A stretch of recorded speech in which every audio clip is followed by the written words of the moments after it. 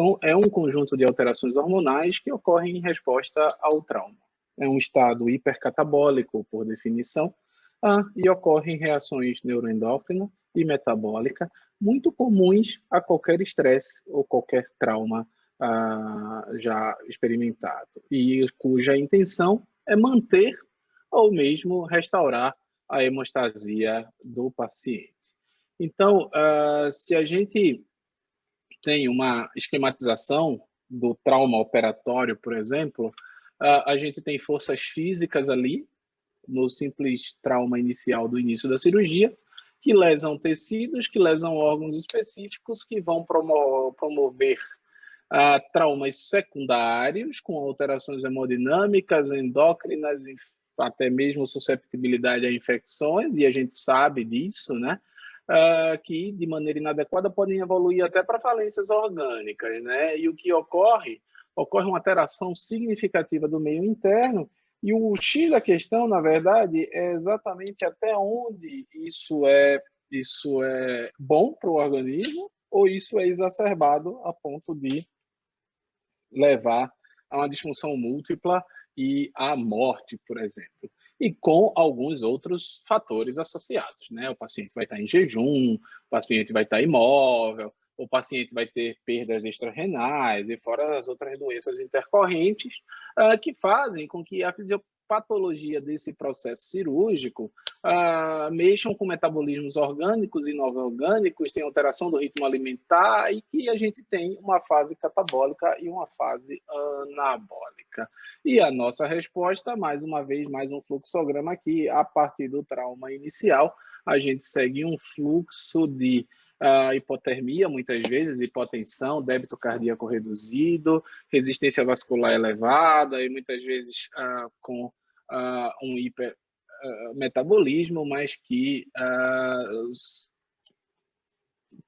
logo vira uma fase catabólica, e uma fase catabólica bem importante, com quebras de proteínas, gorduras, balanço negativo de nitrogênio, perda ponderal. É um período de uma semana, então é preciso ter uma atenção redobrada nesse período durante a estadia na UTI, para que a gente consiga ter noção do que esperar e a gente saiba antecipar algumas coisas também, tá? E depois de 2 a 4 semanas, com duração de 2 a 4 semanas, na verdade, existe aquela fase de restauração. Então, a gente tem um período aí curto, de muito dano, de extensa resposta metabólica, que a nossa função é dar suporte de UTI, né? Se a gente pode fazer assim, né? E logo o doente começa a se reestabelecer. O que é que... Tá? Só para mais uma esquematização aqui, né? Porque, por exemplo, eu tenho a partir do local lesado, a partir do evento, eu tenho estímulos aferentes que vão levar a minha transmissão, tanto neural quanto humoral, para o hipotálamo. E dele eu posso ter dois caminhos. Ou eu entro no eixo autonômico adrenal, ou eu vou para o eixo hipotálamo hipofisário. No autonômico adrenal, eu vou ter interferência ou ação de catecolaminas, ADH, vou mexer na função da renina, de aldosterona, de tal forma que a minha ideia é manter o fluxo sanguíneo e um suprimento energético adequado. Se eu, no eixo hipotálamo hipofisário, a gente vai ter alteração de hormônios, de esteroides, no metabolismo da insulina, no metabolismo dos ácidos graxos, na hiperglicemia, a gente vai ter hiperglicemia, a gente vai ter glicogenólise também, a gente vai ter lipólise, para que a gente tenha energia suficiente para passar por essa fase.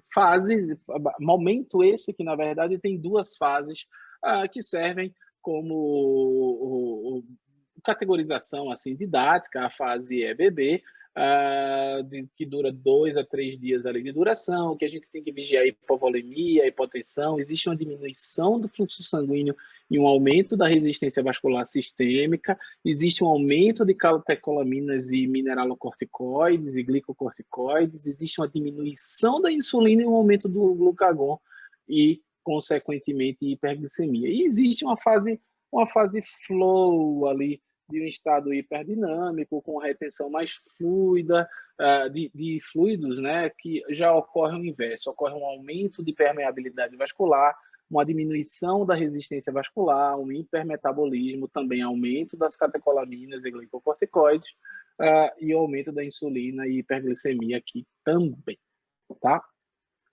Por mecanismos diferentes. Então, na fase inicial, a gente tem uma manutenção da vida e homeostase, que a gente influencia no débito cardíaco, no sentido de corrigir pressão sanguínea, manter perfusão tecidual, manter temperatura corpórea adequada, metabolismo adequado também.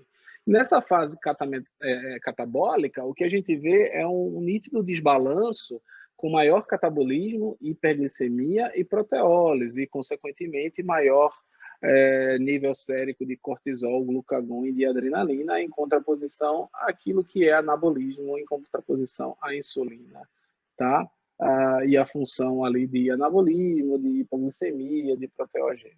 Então, nessa fase catabólica, o aumento das catecolaminas vai nos levar a cronotropismo, inotropismo, glicogenólise, gliconeogênese e lipólise. Os aumentos do glicocorticoide também, esses fatores vão se somar, e é por isso que essa resposta metabólica é um pouco exacerbada, porque a gente tem várias vias estimulando, por exemplo, a glicogenólise, a gliconeogênese, a lipólise, mas, desculpem-me, com aumento da resistência à glicose também.